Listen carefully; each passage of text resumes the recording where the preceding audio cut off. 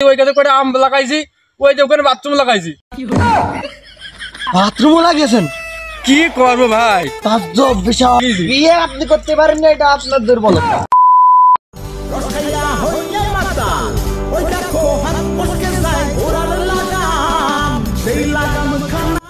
সুপ্রিয় দর্শক মণ্ডলী, দেখতে পাচ্ছেন আমাদের বাংলাদেশের একজন যিনি কিনা এই খেজুরের রস যিনি কিনা এই জিগের রস বেঁচে কিন্তু বাংলাদেশের মধ্যে এখন টবে রয়েছে, এবং তার মুখ থেকে শুনবো যে তিনি কিভাবে এই খেজুরের রস দিয়ে জিগের রস কাটতে মানে আগ্রহী হলো। তো তার মুখ থেকে আমরা শুনবো এখন। এই যে আপনার এই রস থেকে যে আপনার এই জিগের গাছ থেকে রস উৎপাদন করার কাহিনীটা কি, আর আপনার মাথার মধ্যে বুদ্ধি আসলে কিভাবে? আরে ভাই আপনি তো বলছেন সবাই দেখি খেজুর গাছ কাটে, খেজুর গাছের রস খায়, গুড় খায়, পাটালি খায়, এইসব আগল বাগল সব খায়। তা আমি ভাবলাম যে জিগে গাছের এই যে সব আটা মাটা হয়, সেই আটা দিয়ে মনে করছে আমি একটা পাটালি বিখ্যাত একটা বড় একটা পাটালি বানাবো, সেই পাটালি সারা বিশ্বে মনে করে ছড়িয়ে দেবো। ও তাহলে এই গাছের রস কেমন আপনার মানে কেমন রপ্তানি হচ্ছে? ভাই বালতি বালতি রস হয় ভাই, বালতি বালতি রস? হ্যাঁ। ও রস গুলো খেতে খুব ভালো লাগে, খুব স্বাদ আছে। হ্যাঁ খুব স্বাদ। আপনার কেমন গলে? কেমন গলে মানে আসলে এই রসের কথা বলছি দেখ পাইছো।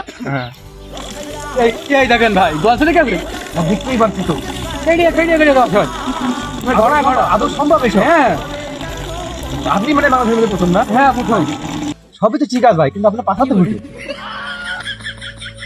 মানে আরে ভাই আপনার গাবলার পাশা ভুটে, বালতি পাশা ভুটে। ও রয় এই যে কেবলটা কাটলাম না, দেখলেন না ভাই, আপনার সামনে কাটলাম না, তো বালতি হয়ে গিয়েছে। আপনি দেখছেন না ভাই, আগে এই সব জায়গায় জঙ্গল ছিল সব, বুঝলেন ভাই? আগে এই সব জায়গায় জঙ্গল ছিল, হেলিকপ্টার লাগিয়ে আমার এই রস মাছ খেয়ে জায়গাটা একদম পুরো সমান হয়ে গেছে। সেই জন্য যে তামুক লাগাইছি, ঘাস লাগাইছি সাইডে, ওই যে ওই গাছে করে আম লাগাইছি, ওই যে ওখানে বাথরুম লাগাইছি। বাথরুমও লাগিয়েছেন? কি করবো ভাই, তাজ্জব বিষয়। কি করবো ভাই, এই হেলিকপ্টারে লাভে আর এসে রস খেয়ে যায়। আমি বাড়ির 2 জনের শুতে পারিনি, সেই জন্য বাথরুমটা ওখানে দিয়েছি, আর এই যে এই পাশে শোয়ার জন্য একটা রুম বানাইছি, এখানে শুয়ে থাকি। আপনার রসের চাহিদা কি বাংলাদেশ থেকে কি আমেরিকাও যায়? America, Saudi, Malaysia, Hong Kong, Dubai, Saudi সব জায়গায় চলে যায়। আমি বলতে চাচ্ছি রাশিয়ায় যায় নাকি? হ্যাঁ রাশিয়ায় যায়। তাহলে আপনার রসের পাওয়ারে রাশিয়ায় এত সাদা সাদা? হ্যাঁ সাদা সাদা, খুব সাদা পাহাড়। হ্যাঁ পাহাড়। আচ্ছা ভাই, এই রসটা কি আমার একটু মানে চাকরি দেওয়া যায় না? ভাই এই নোলা গাছে খুব গুণ আছে ভাই, এখন চাকরি দিলে রস আর স্বাধীন হবে না। তাহলে এই যে চুরিকে খেয়ে যায় তাতে কিছু হয় না? ওই জন্যই তো ভাই যে বাথরুম লাগাইছি, এটি ঘর বানাইছি, এখন বিয়েটা করতে পারলাম না, খালি এই রস নিয়ে আমি জ্বালাই পড়ে গেছি। বিয়ে আপনি করতে পারেন না, এটা আপনার দুর্বলতা। ভাই এই যে রস বেজে ভাই আমি খুব টাকা ভাই, আমার বউ দিয়ে দেবো, টাকা আমাকে হবে না, সেই জন্য ভাই আমি বিয়ে থাকা করিনি। আপনি তো খুব বুদ্ধিমান, আপনি পারবেন ভবিষ্যৎ দেশ থেকে মানে উজ্জ্বল করতে। হ্যাঁ যদি আপনি বিয়ে টিয়া করেন, আপনার পরিমাণ আমাদের দিয়েন। এই আমার বোন নাম্বার তোর দিতে দেবো কে, তুই করতে যাচ্ছিস কি? আচ্ছা ভাই, এই যে আপনার এই ভিডিওটা আমরা নিলাম, এখন এই ভিডিওটা আমরা সোশ্যাল মিডিয়া বা কোনো প্ল্যাটফর্মে আপলোড করবো। হ্যাঁ, তো আপনার কি এর বিরুদ্ধে কোনো মতামত আছে নাকি? মতামত আছে, তাদের কয় ডলার দিবেন? আপনি খান আছে রস বেশি, ডলার হিসেবে আপনি কেন জানেন? এই যে ভাই এই রস কিন্তু বাংলাদেশ বা সৌদি, হংকং, দুবাই সব লোক কেনে না, এই সব কেনে সব রাশিয়ার মেয়েরা, ওরা কেনে, ওরা ডলার দেয়।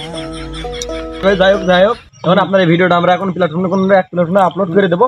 দেওয়ার পরে যদি কোনো ভিউজ হয়, সেই ভিউজ যদি আপনার হাতে কোনো বাংলাদেশের বাইরে থেকে, রাশিয়ান থেকে যদি কোনো ক্রেতা বা দর্শক যদি হয়ে থাকে, যদি আপনার রস কেনার জন্য উদ্যোক্তা হয়ে থাকে, তাহলে কিন্তু ওখান থেকেও চলে আসবে। আর এটার মাধ্যমে কিন্তু আপনার একটা প্রমোট হয়ে গেল, কিন্তু সারা বাংলাদেশ কেন সারা পৃথিবীর মানুষ কিন্তু আপনার রস খেতে চলে আসবে।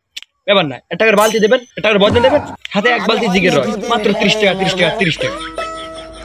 So good bye. 30 টাকা, তো 30 টাকা। আরে এই দুনিয়ার তাল বাহানা।